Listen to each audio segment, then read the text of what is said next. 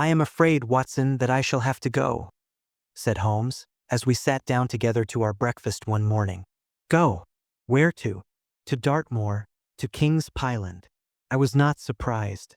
Indeed, my only wonder was that he had not already been mixed up in this extraordinary case, which was the one topic of conversation through the length and breadth of England. For a whole day my companion had rambled about the room with his chin upon his chest and his brows knitted, charging and recharging his pipe with the strongest black tobacco, and absolutely deaf to any of my questions or remarks. Fresh editions of every paper had been sent up by our news agent, only to be glanced over and tossed down into a corner. Yet, silent as he was, I knew perfectly well what it was over which he was brooding. There was but one problem before the public which could challenge his powers of analysis, and that was the singular disappearance of the favorite for the Wessex Cup and the tragic murder of its trainer. When, therefore, he suddenly announced his intention of setting out for the scene of the drama, it was only what I had both expected and hoped for. "I should be most happy to go down with you if I should not be in the way," said I. "My dear Watson, you would confer a great favor upon me by coming, and I think that your time will not be misspent, for there are points about the case which promise to make it an absolutely unique one. We have, I think, just time to catch our train at Paddington, and I will go further into the matter upon our journey. You would oblige me by bringing with you your very excellent field glass." And so it happened that an hour or so later I found myself in the corner of a first-class carriage flying along en route for Exeter, while Sherlock Holmes, with his sharp, eager face framed in his ear-flapped traveling cap, dipped rapidly into the bundle of fresh papers which he had procured at Paddington. We had left reading far behind us before he thrust the last one of them under the seat and offered me his cigar case. "We are going well," said he, looking out the window and glancing at his watch. "Our rate at present is 53.5 miles an hour. "I have not observed the quarter-mile posts," said I. "Nor have I, but the telegraph posts upon this line are 60 yards apart, and the calculation is a simple one. I presume that you have looked into this matter of the murder of John Straker and the disappearance of Silver Blaze. I have seen what the Telegraph and the Chronicle have to say. It is one of those cases where the art of the reasoner should be used rather for the sifting of details than for the acquiring of fresh evidence. The tragedy has been so uncommon, so complete and of such personal importance to so many people, that we are suffering from a plethora of surmise, conjecture, and hypothesis. The difficulty is to detach the framework of fact, of absolute undeniable fact, from the embellishments of theorists and reporters. Then, having established ourselves upon this sound basis, it is our duty to see what inferences may be drawn and what are the special points upon which the whole mystery turns. On Tuesday evening I received telegrams from both Colonel Ross, the owner of the horse, and from Inspector Gregory, who is looking after the case, inviting my cooperation. "Tuesday evening," I exclaimed, "and this is Thursday morning. Why didn't you go down yesterday?" "Because I made a blunder, my dear Watson, which is, I am afraid, a more common occurrence than anyone would think who only knew me through your memoirs. The fact is that I could not believe it possible that the most remarkable horse in England could long remain concealed, especially in so sparsely inhabited a place as the north of Dartmoor. From hour to hour yesterday I expected to hear that he had been found, and that his abductor was the murderer of John Straker. When, however, another morning had come, and I found that beyond the arrest of young Fitzroy Simpson nothing had been done, I felt that it was time for me to take action. Yet in some ways I feel that yesterday has not been wasted." "You have formed a theory, then?" "At least I have got a grip of the essential facts of the case. I shall enumerate them to you, for nothing clears up a case so much as stating it to another person, and I can hardly expect your cooperation if I do not show you the position from which we start." I lay back against the cushions, puffing at my cigar, while Holmes, leaning forward with his long, thin forefinger checking off the points upon the palm of his left hand, gave me a sketch of the events which had led to our journey. "Silver Blaze," said he, "is from the Somami stock and holds as brilliant a record as his famous ancestor. He is now in his 5th year, and has brought in turn each of the prizes of the turf to Colonel Ross, his fortunate owner. Up to the time of the catastrophe he was the first favorite for the Wessex Cup, the betting being 3-1 on him. He has always, however, been a prime favorite with the racing public, and has never yet disappointed them, so that even at those odds enormous sums of money have been laid upon him. It is obvious, therefore, that there were many people who had the strongest interest in preventing Silver Blaze from being there at the fall of the flag next Tuesday. The fact was, of course, appreciated at King's Pyland, where the Colonel's training stable is situated. Every precaution was taken to guard the favorite.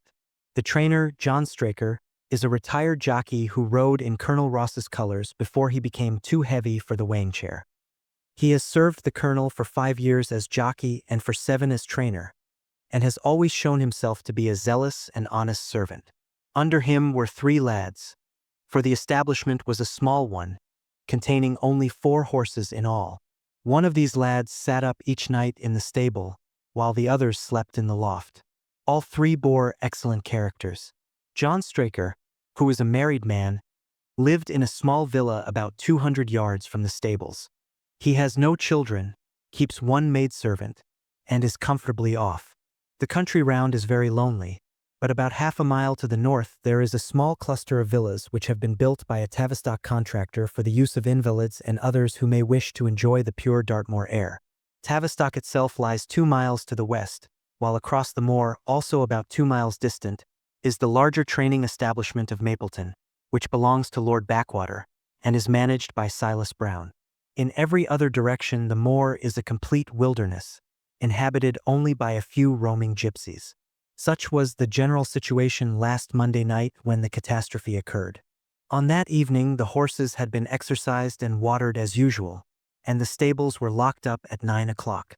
2 of the lads walked up to the trainer's house, where they had supper in the kitchen, while the third, Ned Hunter, remained on guard. At a few minutes after 9 the maid, Edith Baxter, carried down to the stables his supper, which consisted of a dish of curried mutton. She took no liquid, as there was a water tap in the stables, and it was the rule that the lad on duty should drink nothing else. The maid carried a lantern with her, as it was very dark and the path ran across the open moor. Edith Baxter was within 30 yards of the stables, when a man appeared out of the darkness and called to her to stop. As he stepped into the circle of yellow light thrown by the lantern she saw that he was a person of gentlemanly bearing, dressed in a grey suit of tweeds, with a cloth cap. He wore gaiters and carried a heavy stick with a knob to it. She was most impressed, however, by the extreme pallor of his face and by the nervousness of his manner. His age, she thought, would be rather over 30 than under it. "Can you tell me where I am?" he asked. "I had almost made up my mind to sleep on the moor, when I saw the light of your lantern." "You are close to the King's Pyland training stables," said she. "Oh, indeed, what a stroke of luck!" he cried. "I understand that a stable boy sleeps there alone every night. Perhaps that is his supper which you are carrying to him. Now I am sure that you would not be too proud to earn the price of a new dress, would you?" He took a piece of white paper folded up out of his waistcoat pocket. "See that the boy has this tonight, and you shall have the prettiest frock that money can buy." She was frightened by the earnestness of his manner, and ran past him to the window through which she was accustomed to hand the meals. It was already opened, and Hunter was seated at the small table inside. She had begun to tell him of what had happened, when the stranger came up again. "Good evening," said he, looking through the window. "I wanted to have a word with you." The girl has sworn that as he spoke she noticed the corner of the little paper packet protruding from his closed hand. "What business have you here?" asked the lad. "It's business that may put something into your pocket," said the other. "You've 2 horses in for the Wessex Cup, Silver Blaze and Bayard. Let me have the straight tip and you won't be a loser. Is it a fact that at the weights Bayard could give the other 100 yards in 5 furlongs, and that the stable have put their money on him?" "So you're one of those damned touts," cried the lad. "I'll show you how we serve them in King's Pyland." He sprang up and rushed across the stable to unloose the dog. The girl fled away to the house, but as she ran she looked back and saw that the stranger was leaning through the window. A minute later, however, when Hunter rushed out with the hound, he was gone, and though he ran all round the buildings he failed to find any trace of him. "One moment," I asked. "Did the stable boy, when he ran out with the dog, leave the door unlocked behind him?" "Excellent, Watson, excellent," murmured my companion. The importance of the point struck me so forcibly that I sent a special wire to Dartmoor yesterday to clear the matter up. The boy locked the door before he left it. The window, I may add, was not large enough for a man to get through. Hunter waited until his fellow grooms had returned, when he sent a message to the trainer and told him what had occurred. Straker was excited at hearing the account, although he does not seem to have quite realized its true significance. It left him, however, vaguely uneasy, and Mrs. Straker, waking at 1 in the morning, found that he was dressing. In reply to her inquiries, he said that he could not sleep on account of his anxiety about the horses, and that he intended to walk down to the stables to see that all was well. She begged him to remain at home, as she could hear the rain pattering against the window, but in spite of her entreaties he pulled on his large mackintosh and left the house. Mrs. Straker awoke at 7 in the morning, to find that her husband had not yet returned. She dressed herself hastily, called the maid, and set off for the stables. The door was open. Inside, huddled together upon a chair, Hunter was sunk in a state of absolute stupor. The favorite stall was empty, and there were no signs of his trainer. The two lads who slept in the chaff-cutting loft above the harness room were quickly aroused. They had heard nothing during the night, for they are both sound sleepers. Hunter was obviously under the influence of some powerful drug, and as no sense could be got out of him, he was left to sleep it off while the two lads and the two women ran out in search of the absentees. They still had hopes that the trainer had for some reason taken out the horse for early exercise, but on ascending the knoll near the house, from which all the neighboring moors were visible, they not only could see no signs of the missing favorite, but they perceived something which warned them that they were in the presence of a tragedy. About a quarter of a mile from the stables, John Straker's overcoat was flapping from a furze bush. Immediately beyond there was a bowl-shaped depression in the moor, and at the bottom of this was found the dead body of the unfortunate trainer. His head had been shattered by a savage blow from some heavy weapon, and he was wounded on the thigh, where there was a long, clean cut, inflicted evidently by some very sharp instrument. It was clear, however, that Straker had defended himself vigorously against his assailants, for in his right hand he held a small knife, which was clotted with blood up to the handle, while in his left he clasped a red and black silk cravat, which was recognized by the maid as having been worn on the preceding evening by the stranger who had visited the stables. Hunter, on recovering from his stupor, was also quite positive as to the ownership of the cravat. He was equally certain that the same stranger had, while standing at the window, drugged his curried mutton, and so deprived the stables of their watchman. As to the missing horse, there were abundant proofs in the mud which lay at the bottom of the fatal hollow that he had been there at the time of the struggle. But from that morning he has disappeared, and although a large reward has been offered, and all the gypsies of Dartmoor are on the alert, no news has come of him. Finally, an analysis has shown that the remains of his supper left by the stable lad contain an appreciable quantity of powdered opium, while the people at the house partook of the same dish on the same night without any ill effect. Those are the main facts of the case, stripped of all surmise, and stated as baldly as possible. I shall now recapitulate what the police have done in the matter. Inspector Gregory, to whom the case has been committed, is an extremely competent officer. Were he but gifted with imagination, he might rise to great heights in his profession. On his arrival, he promptly found and arrested the man upon whom suspicion naturally rested.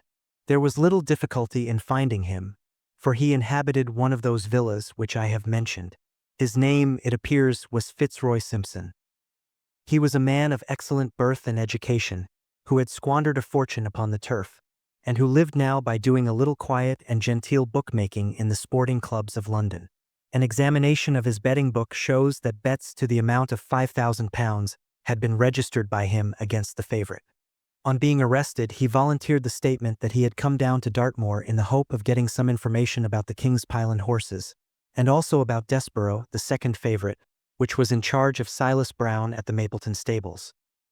He did not attempt to deny that he had acted as described upon the evening before, but declared that he had no sinister designs, and had simply wished to obtain first-hand information. When confronted with his cravat, he turned very pale, and was utterly unable to account for its presence in the hand of the murdered man. His wet clothing showed that he had been out in the storm of the night before, and his stick, which was a Penang lawyer weighted with lead, was just such a weapon as might, by repeated blows, have inflicted the terrible injuries to which the trainer had succumbed. On the other hand, there was no wound upon his person, while the state of Straker's knife would show that one at least of his assailants must bear his mark upon him. There you have it all in a nutshell, Watson, and if you can give me any light I shall be infinitely obliged to you. I had listened with the greatest interest to the statement which Holmes, with characteristic clearness, had laid before me.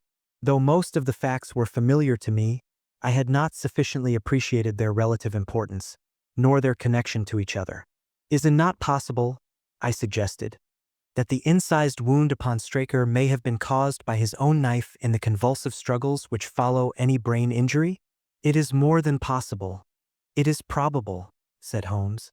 In that case, one of the main points in favor of the accused disappears. And yet, said I, even now I fail to understand what the theory of the police can be. I am afraid that whatever theory we state has very grave objections to it, returned my companion.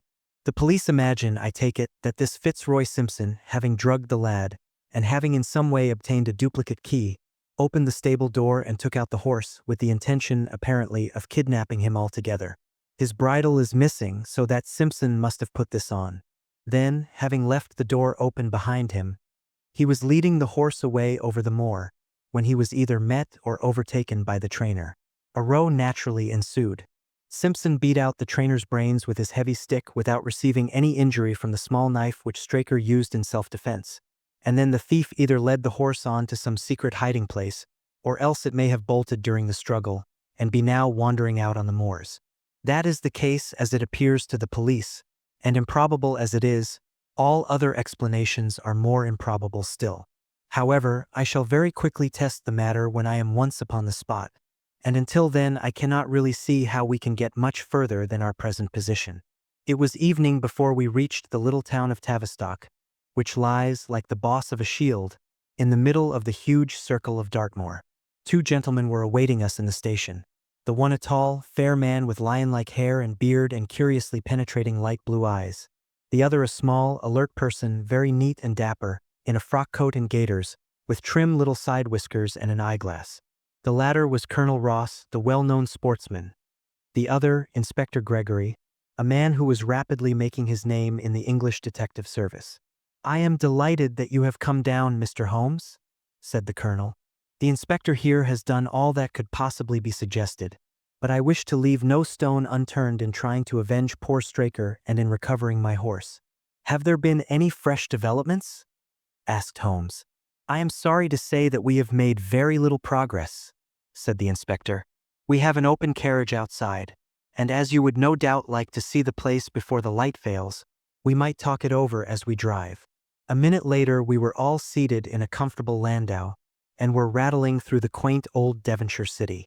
Inspector Gregory was full of his case, and poured out a stream of remarks, while Holmes threw in an occasional question or interjection.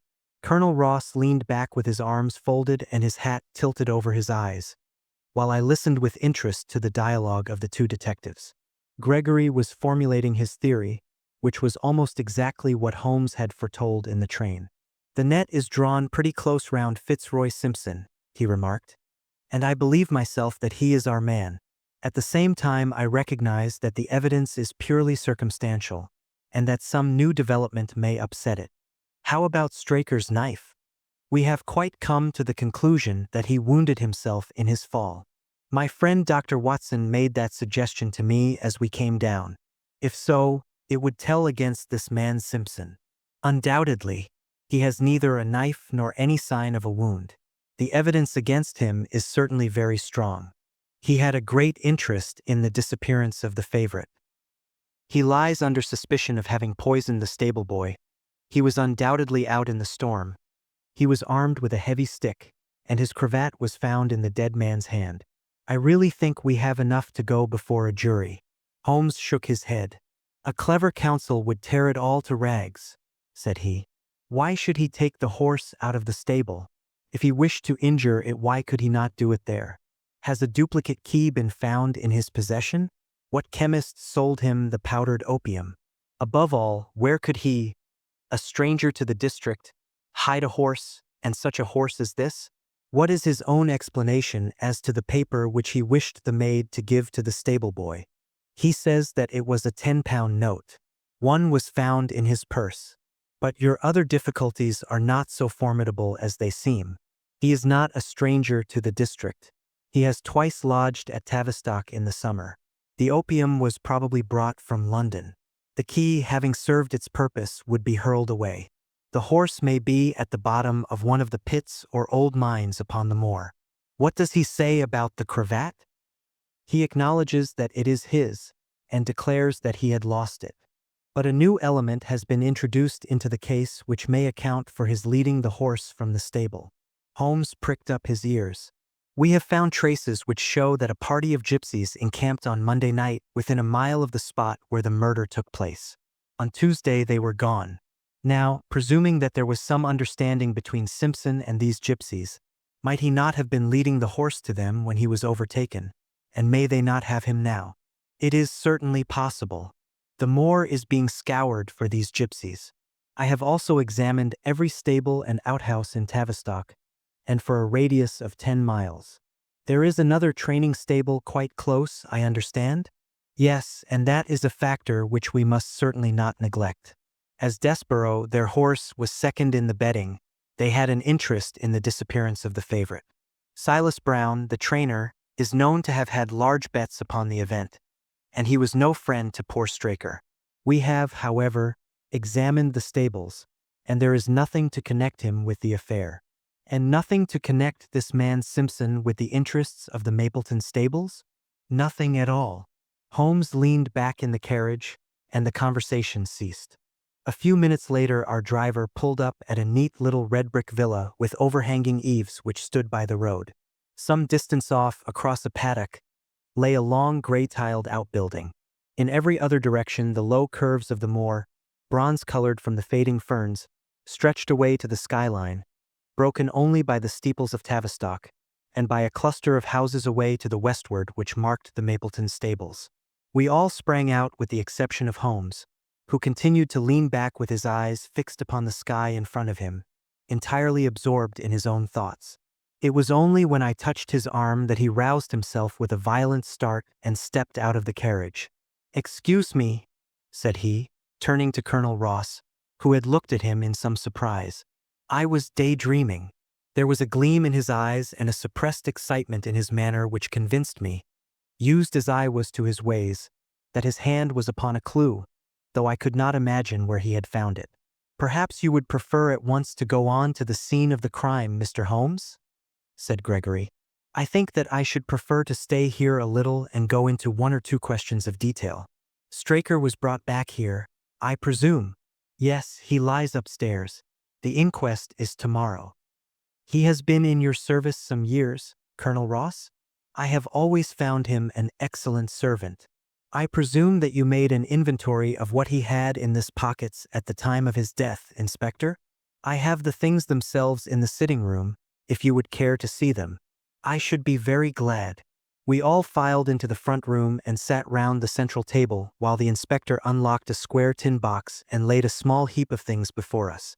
There was a box of Vestas, 2 inches of tallow candle, an ADP briarroot pipe, a pouch of sealskin with half an ounce of long-cut Cavendish, a silver watch with a gold chain, 5 sovereigns in gold, an aluminum pencil case, a few papers, and an ivory-handled knife with a very delicate, inflexible blade marked Weiss and Company, London. "This is a very singular knife," said Holmes, lifting it up and examining it minutely. "I presume, as I see bloodstains upon it, that it is the one which was found in the dead man's grasp. Watson, this knife is surely in your line." "It is what we call a cataract knife," said I. "I thought so. A very delicate blade devised for very delicate work. A strange thing for a man to carry with him upon a rough expedition, especially as it would not shut in his pocket." "The tip was guarded by a disc of cork which we found beside his body," said the inspector. "His wife tells us that the knife had lain upon the dressing table, and that he had picked it up as he left the room. It was a poor weapon, but perhaps the best that he could lay his hands on at the moment." "Very possible. How about these papers?" 3 of them are receipted hay dealers' accounts. One of them is a letter of instructions from Colonel Ross. This other is a milliner's account for £37.15 made out by Madame Legerier of Bond Street to William Derbyshire. Mrs. Straker tells us that Derbyshire was a friend of her husband's, and that occasionally his letters were addressed here. Madame Derbyshire had somewhat expensive tastes, remarked Holmes, glancing down the account. 22 guineas is rather heavy for a single costume. However, there appears to be nothing more to learn, and we may now go down to the scene of the crime. As we emerged from the sitting room, a woman, who had been waiting in the passage, took a step forward and laid her hand upon the inspector's sleeve. Her face was haggard and thin and eager, stamped with the print of a recent horror. "Have you got them? Have you found them?" she panted. "No, Mrs. Straker, but Mr. Holmes here has come from London to help us, and we shall do all that is possible." "Surely I met you in Plymouth at a garden party some little time ago, Mrs. Straker?" said Holmes. "No, sir. You are mistaken." "Dear me, why, I could have sworn to it. You wore a costume of dove-colored silk with ostrich feather trimming." "I never had such a dress, sir," answered the lady. "Ah, that quite settles it," said Holmes, and with an apology he followed the inspector outside. A short walk across the moor took us to the hollow in which the body had been found. At the brink of it was the furze bush upon which the coat had been hung. "There was no wind that night, I understand," said Holmes. "None, but very heavy rain." "In that case the overcoat was not blown against the furze bush, but placed there." "Yes, it was laid across the bush." "You fill me with interest. I perceive that the ground has been trampled up a good deal. No doubt many feet have been here since Monday night. A piece of matting has been laid here at the side, and we have all stood upon that." "Excellent. In this bag I have one of the boots which Straker wore, one of Fitzroy Simpson's shoes, and a cast horseshoe of silver blaze." "My dear inspector, you surpass yourself." Holmes took the bag, and, descending into the hollow, he pushed the matting into a more central position. Then, stretching himself upon his face and leaning his chin upon his hands, he made a careful study of the trampled mud in front of him. "Hullo!" said he suddenly. "What's this?" It was a wax vesta half burned, which was so coated with mud that it looked at first like a little chip of wood. "I cannot think how I came to overlook it," said the inspector with an expression of annoyance. "It was invisible, buried in the mud. I only saw it because I was looking for it." "What? You expected to find it?" "I thought it not unlikely." He took the boots from the bag, and compared the impressions of each of them with marks upon the ground. Then he clambered up to the rim of the hollow, and crawled about among the ferns and bushes. "I am afraid that there are no more tracks," said the inspector. "I have examined the ground very carefully for 100 yards in each direction." "Indeed," said Holmes, rising. "I should not have the impertinence to do it again after what you say, but I should like to take a little walk over the moor before it grows dark, that I may know my ground tomorrow, and I think that I shall put this horseshoe into my pocket for luck." Colonel Ross, who had shown some signs of impatience at my companion's quiet and systematic method of work, glanced at his watch. "I wish you would come back with me, Inspector," said he. "There are several points on which I should like your advice, and especially as to whether we do not owe it to the public to remove our horse's name from the entries for the cup." "Certainly not," cried Holmes with decision. "I should let the name stand." The colonel bowed. "I am very glad to have had your opinion, sir," said he. "You will find us at poor Straker's house when you have finished your walk, and we can drive together into Tavistock." He turned back with the inspector, while Holmes and I walked slowly across the moor. The sun was beginning to sink behind the stables of Mapleton, and the long, sloping plain in front of us was tinged with gold, deepening into rich, ruddy browns where the faded ferns and brambles caught the evening light.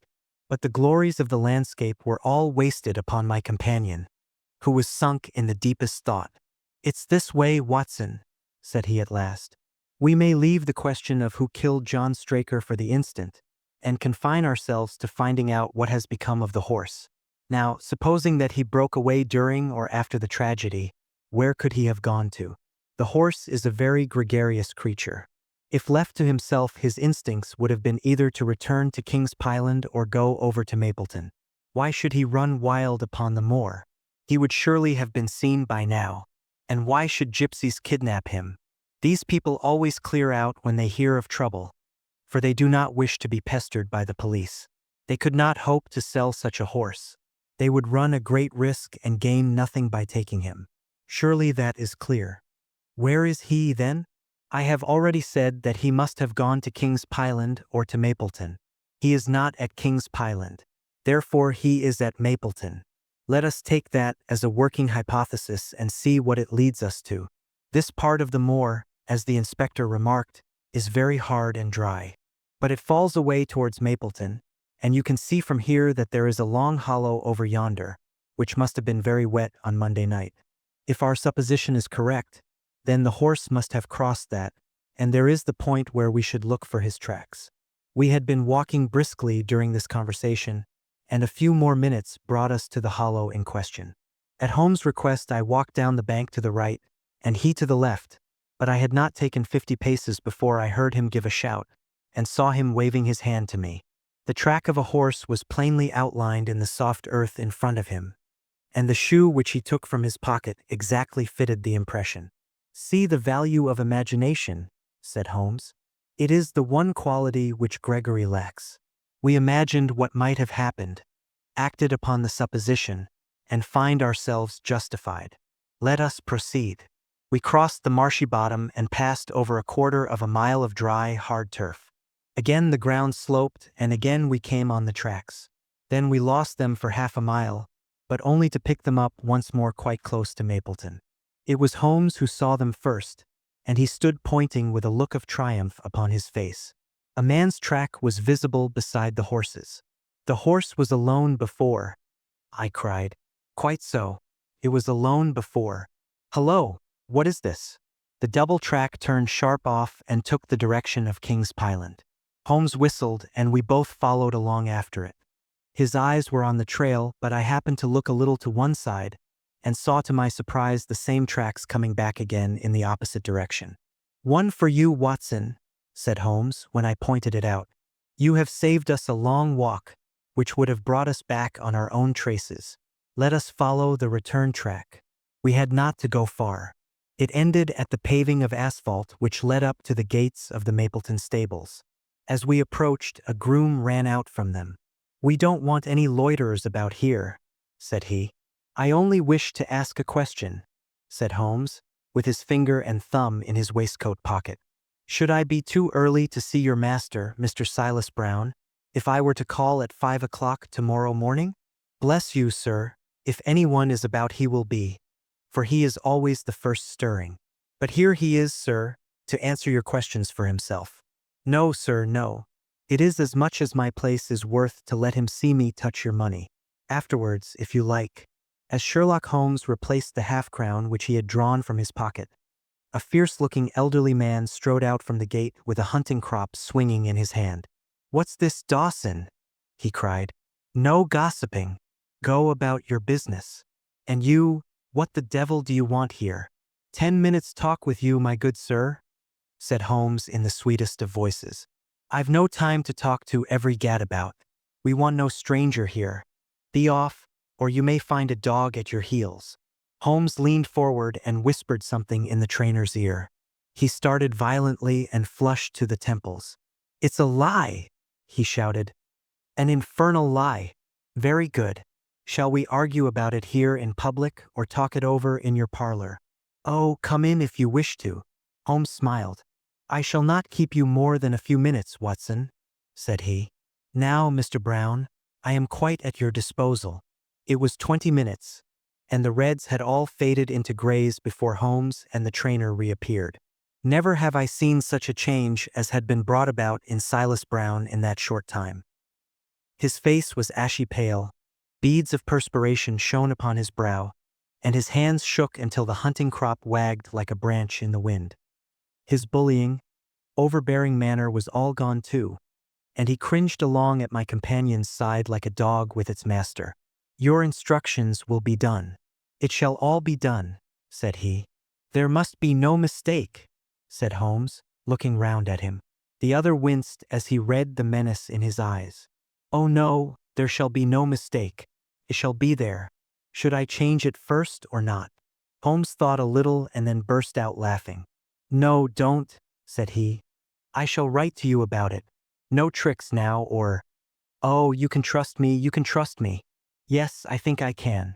Well, you shall hear from me tomorrow." He turned upon his heel, disregarding the trembling hand which the other held out to him, and we set off for King's Pyland. A more perfect compound of the bully, coward, and sneak than Master Silas Brown I have seldom met with, remarked Holmes as we trudged along together. "He has the horse, then?" He tried to bluster out of it, but I described to him so exactly what his actions had been upon that morning that he is convinced that I was watching him. Of course you observed the peculiarly square toes in the impressions, and that his own boots exactly corresponded to them. Again, of course no subordinate would have dared to do such a thing. I described to him how, when according to his custom he was the first down, he perceived a strange horse wandering over the moor. How he went out to it, and his astonishment at recognizing, from the white forehead which has given the favorite its name, that chance had put in his power the only horse which could beat the one upon which he had put his money. Then I described how his first impulse had been to lead him back to King's Pyland, and how the devil had shown him how he could hide the horse until the race was over, and how he had led it back and concealed it at Mapleton. When I told him every detail, he gave it up and thought only of saving his own skin. But his stables had been searched? Oh, an old horse-faker like him has many a dodge. But are you not afraid to leave the horse in his power now, since he has every interest in injuring it? My dear fellow, he will guard it as the apple of his eye. He knows that his only hope of mercy is to produce it safe. Colonel Ross did not impress me as a man who would be likely to show much mercy in any case. The matter does not rest with Colonel Ross. I follow my own methods and tell as much or as little as I choose.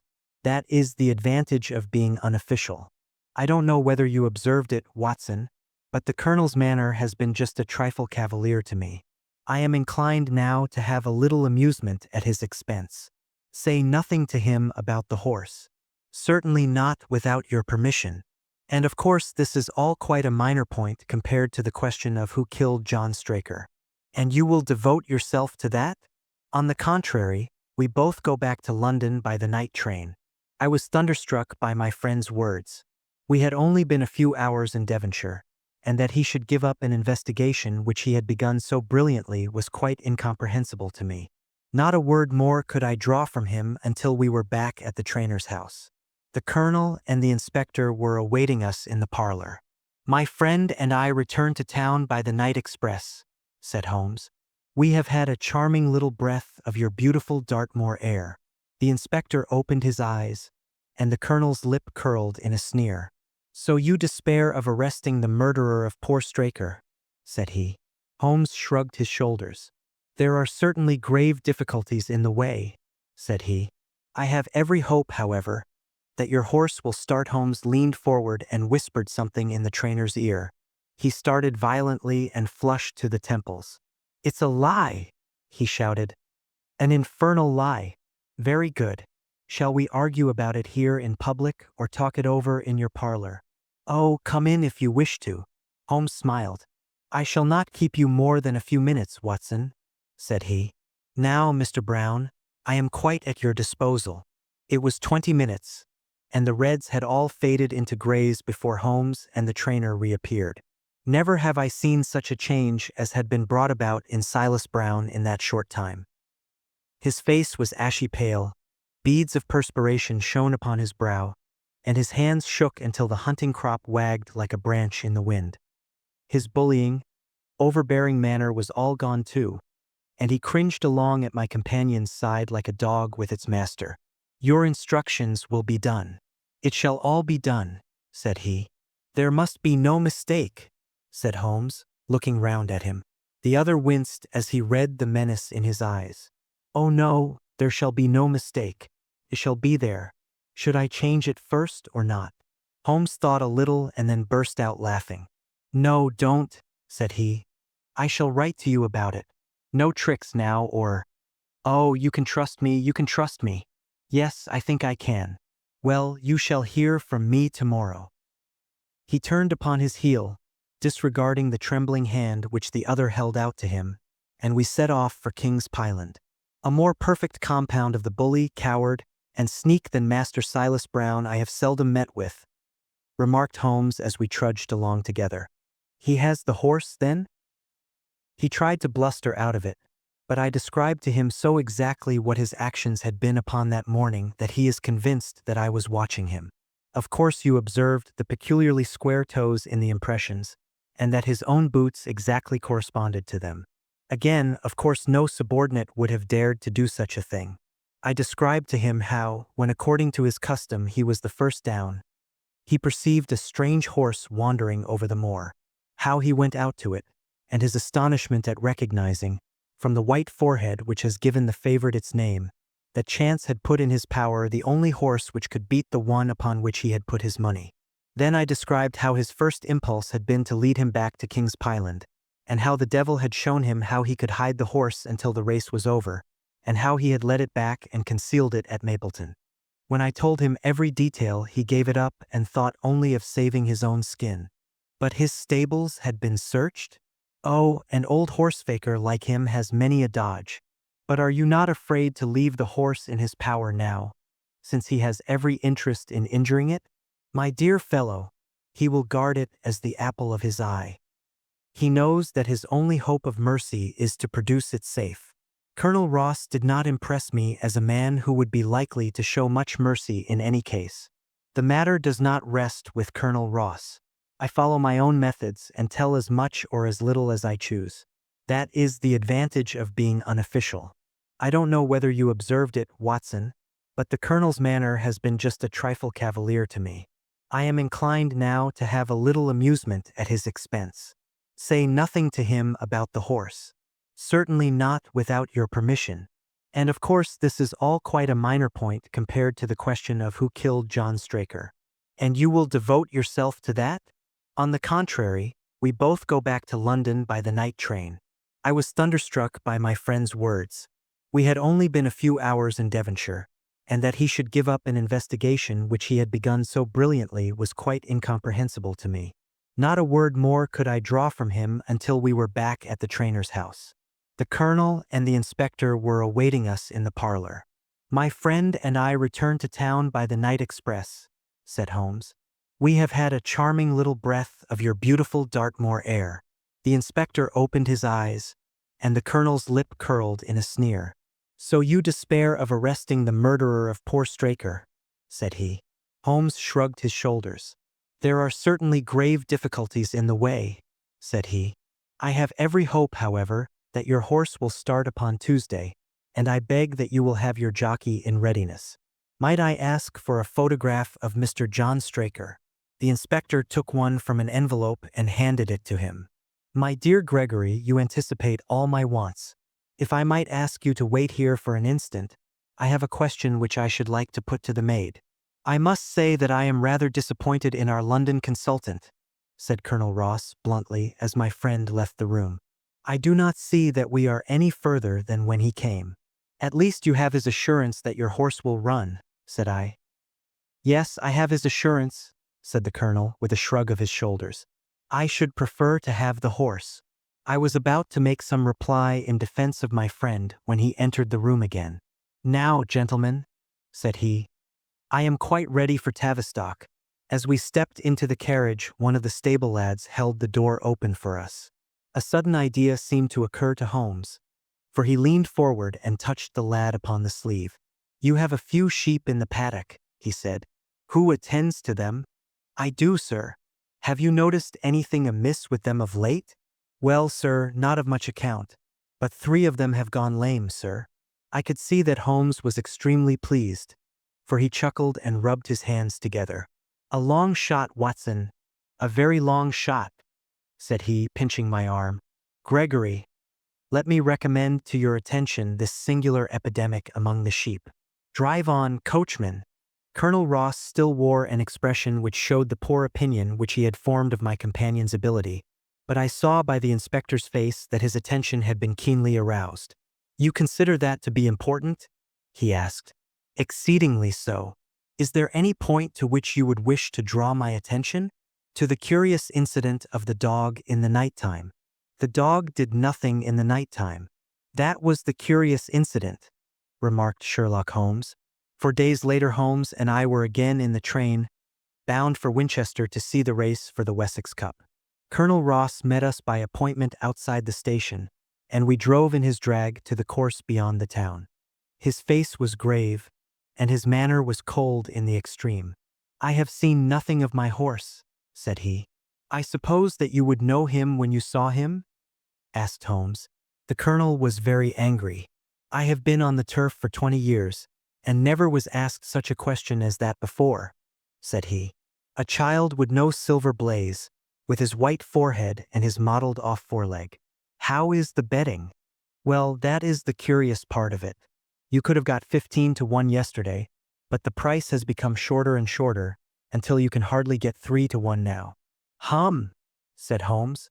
"Somebody knows something, that is clear." As the drag drew up in the enclosure near the grandstand, I glanced at the card to see the entries. 1. Mr. Heath Newton's The Negro, red cap, cinnamon jacket. 2.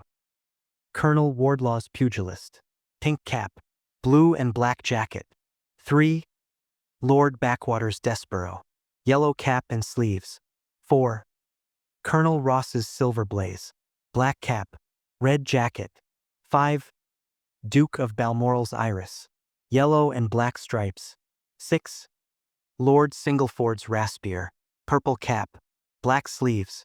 "We scratched our other one, and put all hopes on your word," said the colonel. "Why, what is that?" "Silver Blaze favorite." 5 to 4 against Silver Blaze, roared the ring. 5 to 4 against Silver Blaze. 5 to 15 against Desborough. 5 to 4 on the field. "There are the numbers up," I cried. "They are all 6 there." "All 6 there? Then my horse is running," cried the colonel in great agitation. "But I don't see him. My colors have not passed. Only 5 have passed. This must be he." As I spoke, a powerful bay horse swept out from the waiting enclosure and cantered past us, bearing on its back the well-known black and red of the colonel. "That's not my horse," cried the owner. "That beast has not a white hair upon its body. What is this that you have done, Mr. Holmes?" "Well, well, let us see how he gets on," said my friend imperturbably. For a few minutes he gazed through my field glass. "Capital! An excellent start!" he cried suddenly. "There they are, coming round the curve." From our drag we had a superb view as they came up the straight. The 6 horses were so close together that a carpet could have covered them, but halfway up the yellow of the Mapleton stable showed to the front. Before they reached us, however, Desborough's bolt was shot, and the colonel's horse, coming away with a rush, passed the post a good 6 lengths before its rival, the Duke of Balmoral's Iris making a bad third. "It's my race anyhow," gasped the colonel, passing his hand over his eyes. "I confess that I can make neither head nor tail of it." "Don't you think that you have kept up your mystery long enough, Mr. Holmes?" "Certainly, Colonel, you shall know everything. Let us all go round and have a look at the horse together. Here he is," he continued, as we made our way into the weighing enclosure, where only owners and their friends find admittance. "You have only to wash his face and his leg in spirits of wine, and you will find that he is the same old Silver Blaze as ever. You take my breath away. I found him in the hands of a faker, and took the liberty of running him just as he was sent over. My dear sir, you have done wonders. The horse looks very fit and well. It never went better in its life.